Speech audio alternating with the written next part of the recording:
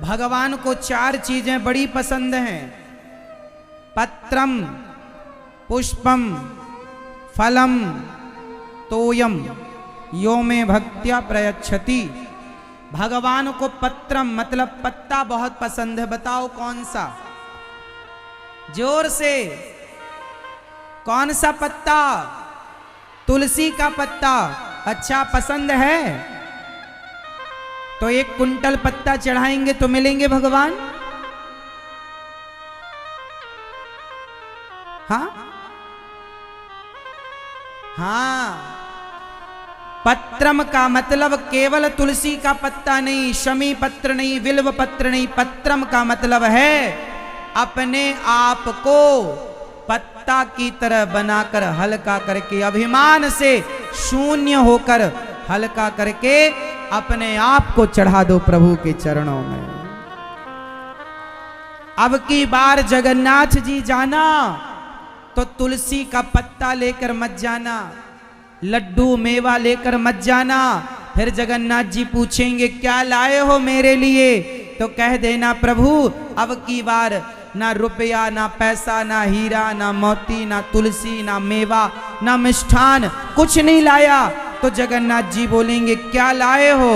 बोलना हे प्रभु इस बार मैं अपने आप को चढ़ाने आया हूं आपके चरणों में, मुझे स्वीकार करो। इस बार मैं और वस्तुएं चढ़ाने नहीं आया, इस बार खुद को चढ़ाने आया हूं।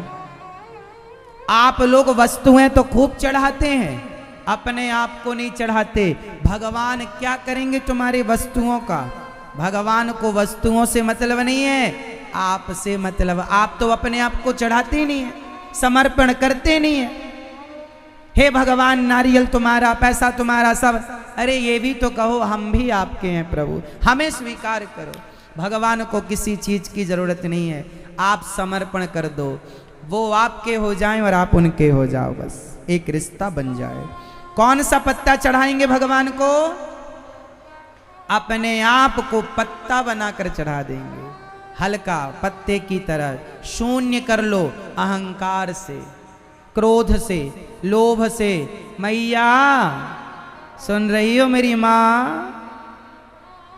जगन्नाथ जी गई हो आप मेरी माँ? अब जाओगी, जाना और कहना कि इस बार हम कुछ नहीं लाए, इस बार अपने आप को लेकर आए हैं, है ना? तो पत्रम, दूसरा पुष्पम। बताओ कौन सा पुष्प भगवान को बेहद पसंद है? फटाफट उत्तर दो। कौन सा पुष्प आप बताओ? कौन सा? बैजंती का पुष्प। अच्छा वाह, ये मैया बताएंगी हमारी सफेद मैया, सफेद कपड़े वाली मैया, कुर्सी पर बैठी हैं, मोबाइल हाथ में ली हैं। अब बताओ मेरी माँ, भगवान को कौन सा पुष्प पसंद है? हाँ, पुष्प का एक नाम है सुमन।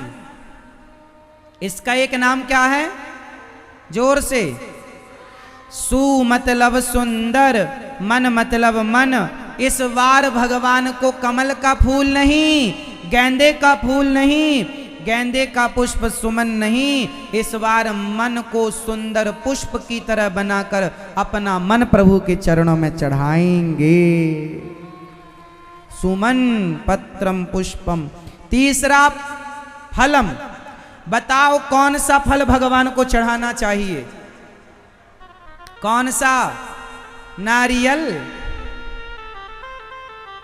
केला, पपीता, अनार, चीकू। कौन सा फल? अच्छे अच्छे कर्म करो और अच्छे अच्छे कर्मों का फल प्रभु को चढ़ाते हैं। प्रभु जो भी पुण्य मिला कथा सुन के, वो आपके चरणों में हम पुण्य समर्पित कर रहे हैं। कर्मों का फल, अच्छे कर्म जो करो त्वदीयं वस्तु गोविंद। हे प्रभु आप ग्रहण कीजिए, स्वीकार कीजिए कर्मों का फल। आप लोग अच्छे कर्म तो खुद कहते हैं हमने किया, और कुछ बुरा हो जाए भगवान ने कर दिया महाराज, तब आप तो अच्छे का श्रेय स्वयं लेते हैं और बुरे का श्रेय भगवान को देते हैं। लेकिन आपको आज से ऐसा करना, जो भी करो, जो भी कर्म है प्रभु, ये आपके घर में बेटा हुआ तो बेटा भगवान को समर्पित कर दो। प्रभु ये सब आपका, घर आपका, दुकान आपकी, फैक्ट्री आपकी, सब कुछ आपका, जो भी आप हमें दे रहे हैं कृपा करके सब आपका। हम अपना अभिमान हटाते चलें सबसे कि ये हमारा, और अच्छे कर्म करो और कर्म फल देते चलो। और चौथा है तोयम। तोयम मतलब होता है जल। कौन सा जल भगवान को? मैया, कौन सा जल? आप लोग रोती हो? हाँ, श्री चैतन्य महाप्रभु भगवान की याद में रोया करते थे। हरे कृष्ण जपते और जपते जाएं और रोते जाएं, इतना प्रेम था। अच्छा, आदमी रोता कब है ये बताओ, कब रोता है? जब भगवान से, जब किसी से आपको बहुत प्रेम होगा, जिससे आप बहुत प्रेम करेंगे उसके लिए आप रोते हैं।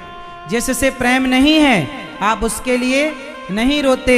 यदि आप जगन्नाथ जी जब गए तो आप जगन्नाथ जी के सामने गए तो आपको जगन्नाथ जी का दर्शन करते ही आंखों में आंसू आए कि नहीं? आप जगन्नाथ जी गए और हंसते हंसते ही दांत दिखा के हंसते हुए दर्शन किया और आ गए। ये कोई दर्शन नहीं है, ऐसे कोई दर्शन नहीं होता। कैसे होता है? अरे जिससे अच्छा एक बात बताओ, आपका बेटा, आपका भाई, आपका पति परदेश में हो और 1 साल बाद लौटे तो उसे देखते ही आंखों में आंसू आएंगे कि नहीं? बोलो हाँ। क्यों आएंगे? जोर से, क्योंकि उससे अत्यधिक प्रेम है। सोचो, 1 साल बाद तुम्हारा पति पत्नी बेटा बेटी लौटा, उसके लिए रोए, पर 2 साल बाद जगन्नाथ जी को देखा और उनका दर्शन किया तो देखते ही आंखों में आंसू नहीं आए।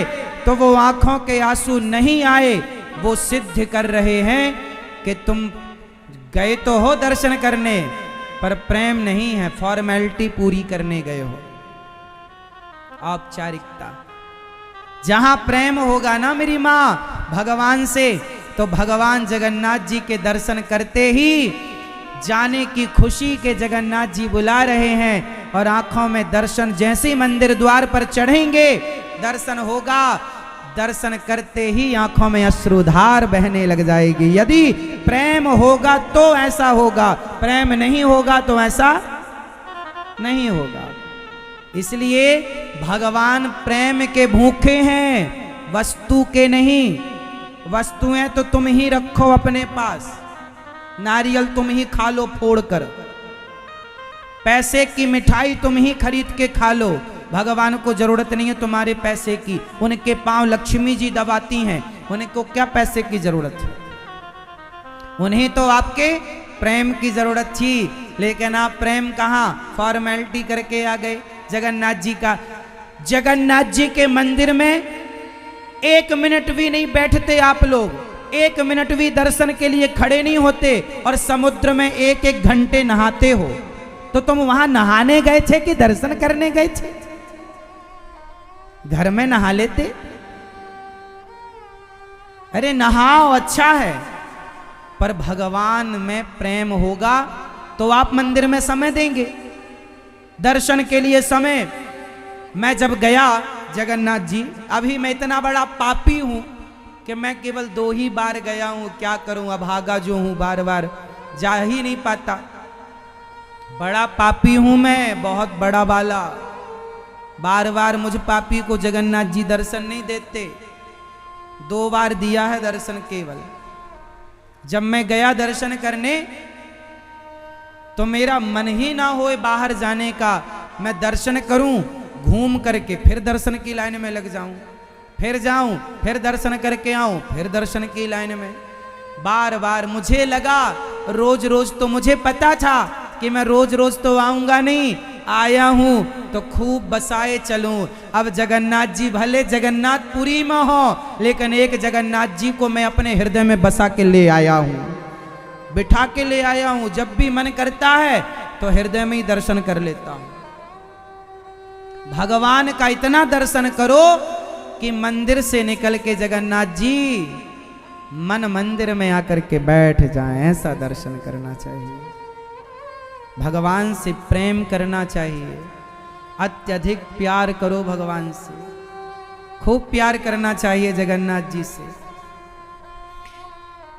मैं जगन्नाथ जी गया और दर्शन करके आया। कुछ दिन पहले मेरे अंदर खूब इच्छा हुई कि मैं जगन्नाथ जी जाऊं जाऊं जाऊं जाऊं जाऊं, पर क्या करूं, व्यस्तताएं इतनी रहती हैं कि जाना हो नहीं पाता।